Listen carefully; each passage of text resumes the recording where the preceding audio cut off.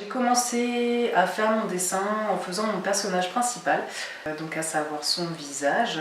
Donc j'ai placé ses yeux, son nez, sa bouche, donc à l'aide de 2 axes que j'ai tracés sur son visage. Ensuite, j'ai fait ses cheveux. Donc, comme je n'y arrivais pas du premier coup, donc ce que j'ai fait, c'est que j'ai mis de côté. Et donc j'ai commencé à faire son corps et ensuite travailler l'expression de son visage, sans trop rentrer dans les détails. Voilà. Au niveau de la bouche, alors en fait je savais pas trop est-ce que je fais quelque chose de précis ou de pas précis. Donc au final j'ai juste fait une bouche on ne peut plus basique.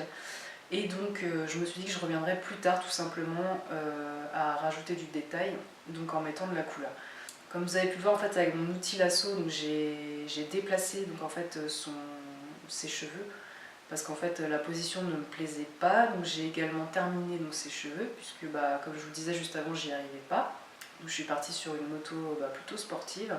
Par contre au niveau des proportions de la moto donc ça n'allait pas non plus, donc j'ai dû agrandir ma moto toujours avec l'outil lasso. La position de mon personnage également, je l'ai penché davantage afin d'avoir vraiment une position dynamique. Donc là ensuite, je m'attaque donc au château. Donc au départ, je partais plutôt sur une architecture assez fantaisiste, style conte de fées. Hein. Et pour finir, vous verrez plus tard que je suis partie sur une architecture plutôt basique. Donc là, j'esquisse mon prince charmant, donc c'est vraiment une esquisse. Hein. Et ensuite, j'ajoute du détail donc, au fur et à mesure. Donc c'est vrai que mon château, au départ, je ne savais pas vraiment quelle allure lui donner. Donc ce que j'ai fait, c'est que j'ai été sur Google. Google est ton ami.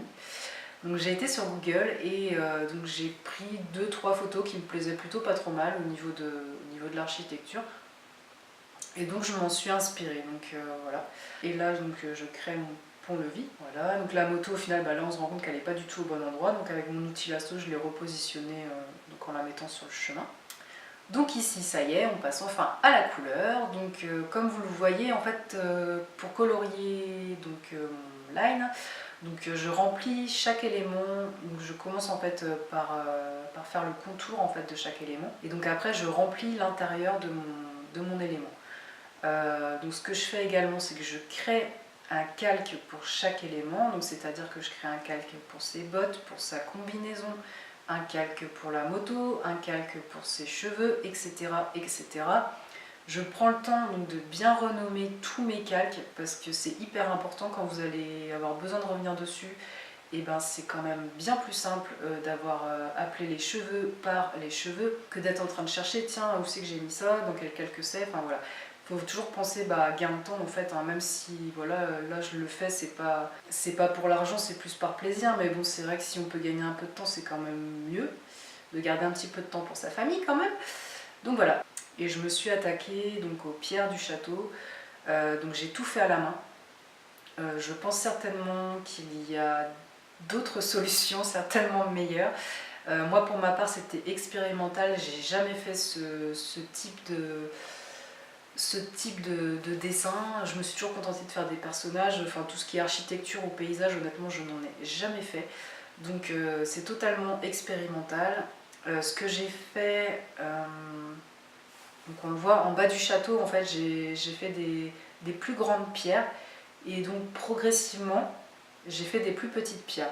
Donc c'est tout simplement pour donner un peu de perspective au château et pour lui donner de la grandeur aussi.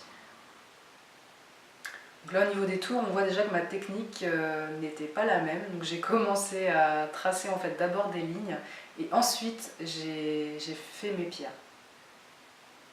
Donc déjà c'était un peu plus réfléchi. Donc là ensuite mes pierres en fait je trouvais elles étaient trop régulières, donc je suis venue un petit peu les casser quelque part quoi. Mais je peux vous dire que quand j'ai fini cette partie là, honnêtement j'étais super contente. Et donc là j'ai commencé donc à mettre de la couleur au niveau de mes pierres et des ombres aussi également sur mon château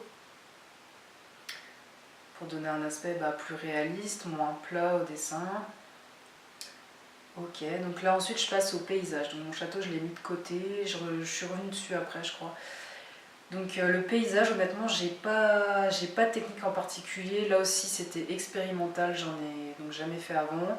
Le ciel pareil, donc en fait j'ai utilisé la même technique pour le ciel et le paysage. Donc en fait j'ai pris 2-3 brushes différents qui me plaisaient pas trop mal, qui avaient un rendu qui me convenait. J'ai joué sur les tailles, sur la couleur. C'est vraiment au final l'esprit créatif là qui rentre en jeu. Là au niveau du nuage donc de la moto que je vous disais qui me plaisait pas, donc je l'ai enlevé. J'ai pris un bout de mon paysage avec l'outil lasso, je l'ai dupliqué et donc j'ai comblé le vide. Ensuite je me suis attaquée au chemin de pierre, donc j'ai fait des petites taches en fait sur mon chemin. Avec l'outil doigt je suis venue un petit peu lisser, gommer, enfin voilà, donner un aspect vraiment plus terreux quoi. Donc voilà, donc là mon nuage de fumée je suis revenue dessus, donc j'ai pas utilisé le même brush, donc déjà le rendu n'est pas pareil. Ceci dit ça me convenait pas encore, donc j'ai laissé de côté, je suis revenue sur mon château, je lui ai donné un aspect un peu plus sale quelque part, parce que c'est vrai qu'à l'époque ils n'avaient pas de Karcher, donc les pierres quand même sont censées être pas très propres quoi. Donc sur la moto, honnêtement, je me suis bien fait plaisir, je vais pas vous mentir. Voilà, je voulais qu'elle ait un beau carénage cette moto, donc j'ai joué à fond sur les lumières, les ombres. J'ai mis une ombre sur ma moto aussi, beaucoup plus logique, et donc la fameuse fumée donc, pour montrer qu'elle met les gaz. Donc ce que j'ai fait c'est que j'ai mis un flou directionnel, donc ça permet d'avoir quelque chose de beaucoup plus diffus, de beaucoup plus... Enfin voilà, ça se fond vraiment mieux dans le dessin, je trouvais que c'était beaucoup plus sympa, plus réaliste, enfin bref. Ensuite donc mon personnage, donc au niveau de son teint, donc, je trouvais honnêtement que ça n'allait pas du tout, donc j'ai revu la couleur. Donc là je lui ai créé ses lèvres puisqu'elle n'en avait pas, donc j'ai fait ça au pinceau. Donc au niveau des cheveux aussi hein, c'est pareil, enfin, j'ai rajouté de la lumière, j'ai rajouté des ombres, des petites mèches, enfin, voilà, ça permet d'avoir vraiment quelque chose de plus réaliste.